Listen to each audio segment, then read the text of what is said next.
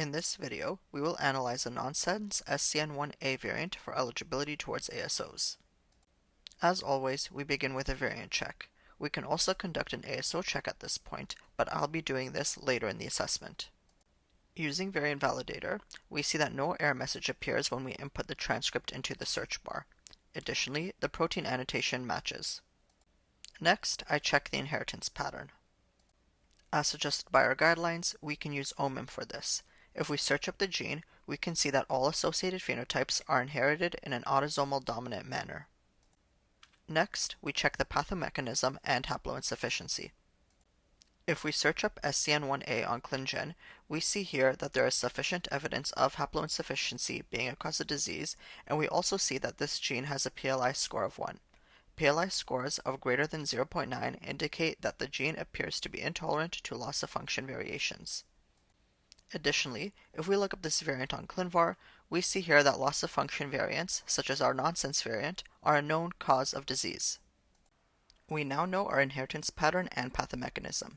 For step 3, there is no evidence of this variant's effect on splicing, and this step indicates that we could consider TANGO or exon skipping, since we have a nonsense variant. We can move to step 4, as suggested by our guidelines. Since our variant is inherited in an autosomal dominant manner, and the variant acts through loss-of-function mechanisms, we can assess the variant for canonical exon skipping or TANGO approaches. For this example, we'll focus on analysis towards TANGO approaches. We will not be assessing the exon for exon skipping eligibility in this example, but in brief, this exon codes for a transmembrane domain and is a mutational hotspot, and is therefore non-eligible for exon skipping.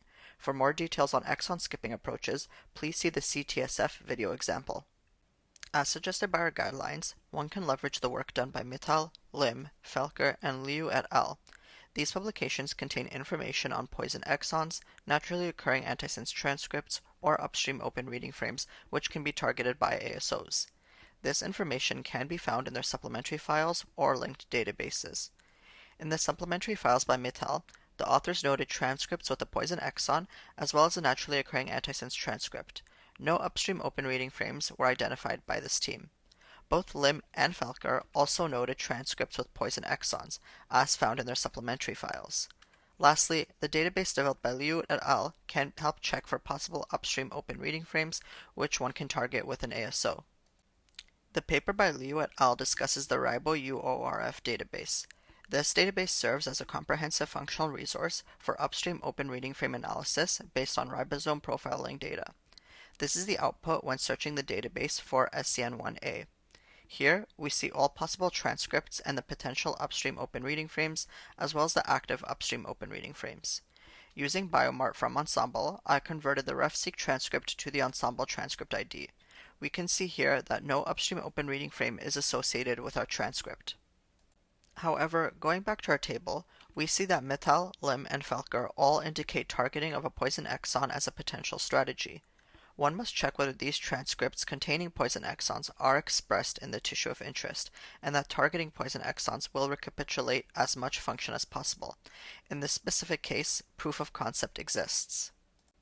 Stoke Therapeutics has designed an ASO, STK001, which targets poison exons in the wild-type SCN1A transcript, restoring transcript levels and reducing seizure occurrence and non-seizure comorbidities.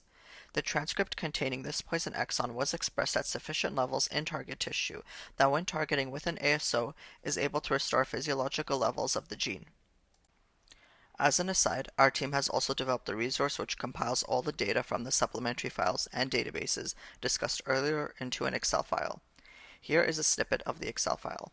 If we look up the SCN1A gene, we come to the row containing all the information on that gene, including PLI scores and ClinGen scores.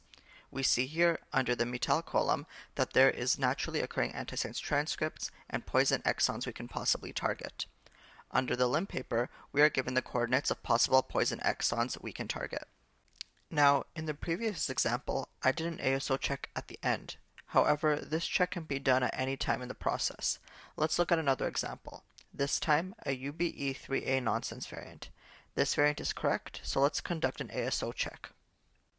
Here, a quick search using the gene name and ASO into PubMed pulls up 7 results, with 2 showing on the screen here. Let's click the first link.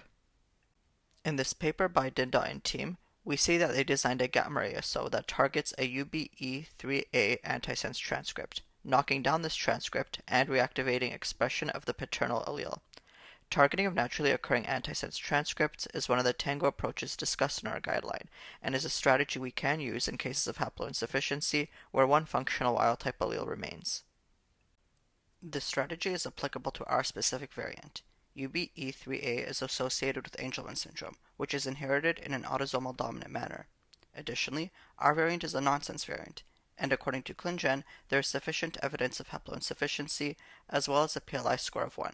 Therefore, since the mechanism is haploinsufficiency and the inheritance is autosomal dominant, a TANGO approach is suitable for our variant.